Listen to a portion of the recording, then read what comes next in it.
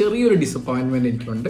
Trailer അവർ പ്രതീക്ഷ തന്നാല് ഇത്രത്തോളം ഒരു മാർക്കറ്റിംഗ്, ഇത്രത്തോളം ഒരു ഹൈപ്പ് എനിക്ക് എടുത്ത് പറയണമെന്ന് തോന്നിയ ഒരു ആക്ടർ അങ്ങനെ ചത്താപ്പച്ച കണ്ടിറങ്ങിയുള്ളൂ. നല്ല കിടിലൻ സിനിമ, നല്ല രീതിയിൽ വർക്കായി, നല്ല എൻഗേജിങ് ആയിരുന്നു. നമുക്ക് ഈ ഓരോ ക്യാരക്ടേഴ്സുമായിട്ട് കണക്ട് ചെയ്യണം. എൻ്റെ സ്ക്രിപ്റ്റിങ്ങിന് ഭയങ്കര ഇമ്പോർട്ടൻ്റ് ഒരു ഫാക്ടറാണ്. ക്യാരക്ടേഴ്സ് പ്ലേസ് ആവണം, ഓരോ മൂമെന്റ്സ് ഉണ്ടാവണം, അപ്പോൾ അത് കറക്റ്റായിട്ട് ബ്ലെൻഡ് ആവുള്ളൂ.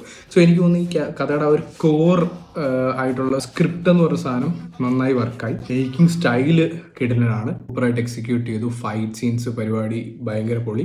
ഫസ്റ്റ് ഒരു റെസ്ലിംഗ് സീനുണ്ട്, അത് കിടലനാണ്, നല്ലൊരു എക്സ്പീരിയൻസ് തന്നെയാണ് അത്. അങ്ങനെ എല്ലാം കൊണ്ട് ഓരോന്ന് പെറുക്കി വെച്ച് ഒരു ലാഗിനുള്ളൊരു സ്പേസ് തന്നില്ല എന്ന് തോന്നുന്നു. കാരണം ഒരു സീൻ കഴിഞ്ഞ് ഒരു അടുത്ത സീനിലേക്ക് പോകുമ്പോൾ ഓരോന്ന് ഇമ്പോർട്ടൻ്റ് ആയിട്ടുള്ള ഫാക്ടേഴ്സ് വരുന്നു, ഓരോ സീൻസ് വരുന്നു, അല്ലെങ്കിൽ ഇമ്പോർട്ടൻ്റ് ആയിട്ടൊരു കാര്യം വരുന്നു. അത് കറക്റ്റായിട്ട് ബ്ലെൻഡായി നല്ല രീതിയിൽ പോയി.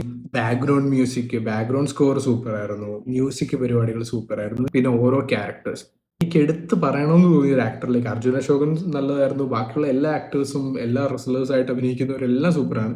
എടുത്തു പറയാൻ എനിക്ക് വിശാഖിനെ പറ്റി എടുത്തു പറയാൻ തോന്നി.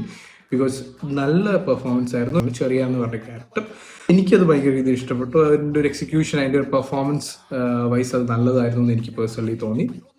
ചെറിയൊരു ഡിസപ്പോയിൻമെന്റ് എനിക്കുണ്ട്, ബട്ട് അതൊരിക്കലും പടത്തിന് 1% പോലും ബാധിക്കുന്ന ഒരു ഡിസപ്പോയിൻമെന്റ് അല്ല. അതുകൊണ്ട് ഞാനത് പറയാനും എനിക്ക് തോന്നുന്നില്ല. ബട്ട് ഓവറോൾ പടം സൂപ്പർ പടമാണ്. എന്തായാലും തിയേറ്ററിൽ തന്നെ പോയി കാണപ്പെടുന്ന കിടിലൻ സിനിമ. So by.